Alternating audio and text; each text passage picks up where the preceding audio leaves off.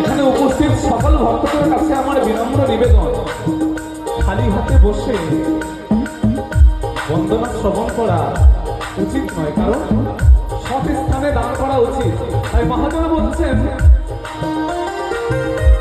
আপনারা এসে দান দক্ষিণা করে যাবেন, আর সকলে একসাথে জয় ধরে দিবেন তো। বলি সদ্গুরুদেব ভগবান কি ছেড়ে দিলে অঙ্গ আর তো